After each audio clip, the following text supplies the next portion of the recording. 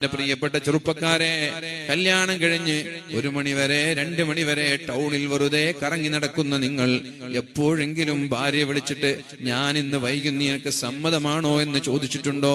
ഒരു കാരണമില്ലാതെ ബസ് സ്റ്റാൻഡിൽ പോയിരിക്കുന്നവർ, ക്ലബിൽ പോയിരിക്കുന്നവർ, പീടികത്തിണ്ണയിൽ പോയിരിക്കുന്നവർ, റോഡ് സൈഡിലുള്ള കട്ടകളിൽ ചങ്ങാതിമാരുമായി സ്വറ പറയുന്നവർ, നിന്നെ കാത്തൊരു ഭാര്യ, നിന്നെ കാത്ത് നിന്റെ ഒരു പാർട്ട്ണർ നിന്റെ വീട്ടിലുണ്ട്, അവൻ നിന്റെ വരവിന് കാത്തിരിക്കുകയാണ് എന്ന് നിനക്കറിഞ്ഞിട്ടും ചങ്ങാതിമാരുടെ കൂടെ വെറുതെ സ്വറ പറഞ്ഞിരിക്കുന്ന, വെറുതെ സമയം കളയുന്ന എന്റെ പ്രിയപ്പെട്ട ഭർത്താക്കന്മാരെ, അള്ളാഹുവിന്റെ ഹബീബായ നബി തങ്ങൾ ഇവിടെ നിസ്കരിക്കാൻ പോലും ആയിഷയോട് സമ്മതം ചോദിക്കുകയാണ്.